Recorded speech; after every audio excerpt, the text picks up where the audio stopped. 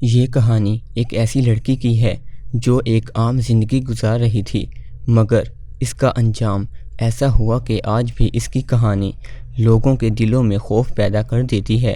Alyssa لام ایک 21 سال کی نوجوان لڑکی جو یونیورسٹی آف برٹش کولمبیا میں اسٹڈی کر رہی تھی۔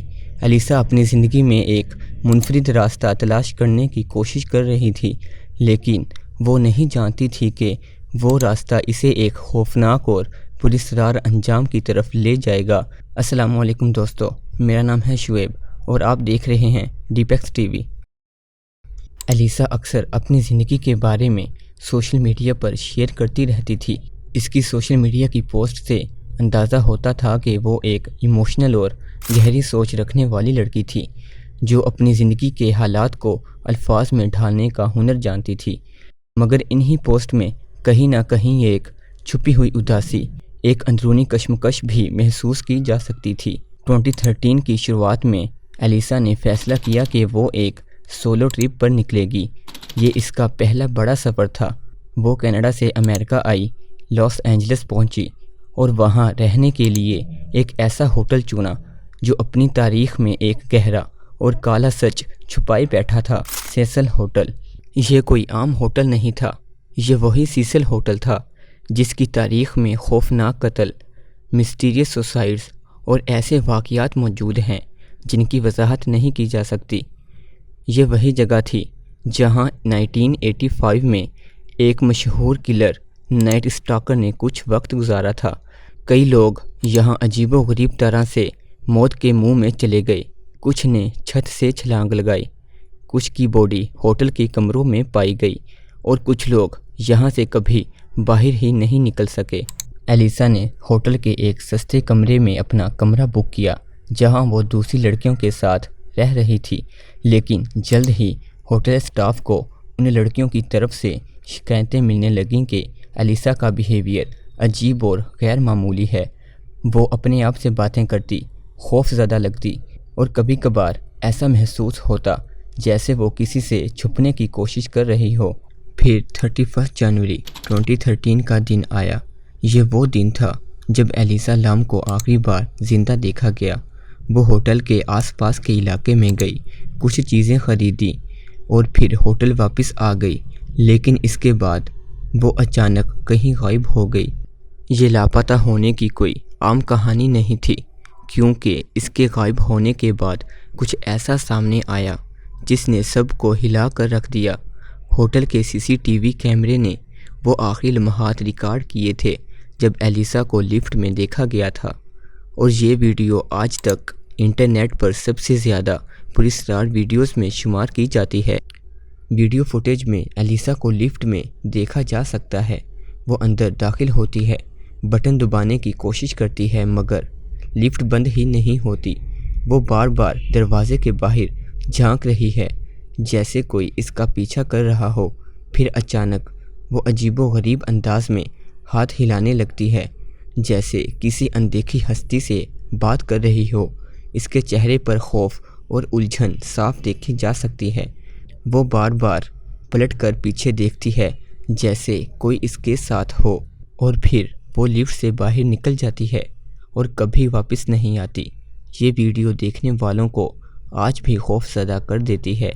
اس کے ہر لمحے میں کوئی نہ کوئی خوفناک پہلو چھپا ہے۔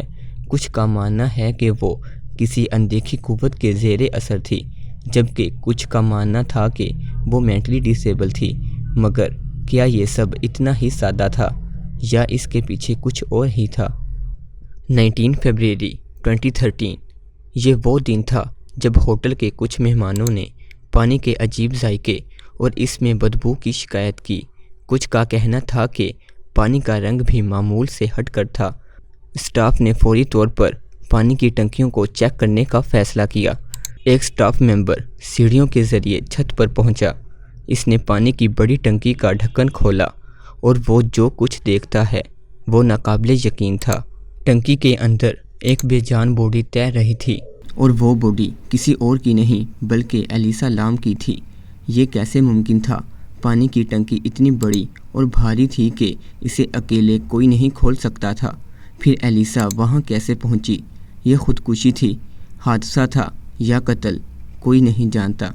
پوسٹ مارٹم رپورٹ کے مطابق اس کی موت ایکسیڈنٹلی ڈوبنے سے ہوئی اور اس کی باڈی پر کسی قسم کے تشدد کے نشانات موجود نہیں تھے، لیکن بہت سے سوالات ابھی بھی باقی تھے۔ وہ چھت تک کیسے پہنچی جبکہ وہاں کا دروازہ بند تھا؟ کیا وہ اکیلے پانی کی بھاری ٹنکی کا ڈھکن کھول سکتی تھی؟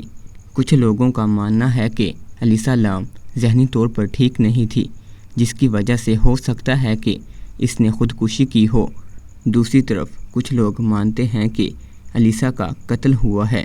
ان کے مطابق الیسا کی باڈی پر کسی قسم کے تشدد کے نشانات نہ ہونے کے باوجود اس بات کی پاسبلٹی موجود تھی کہ کسی نے اسے مجبوراً پانی کی ٹنکی میں داخل کیا ہو۔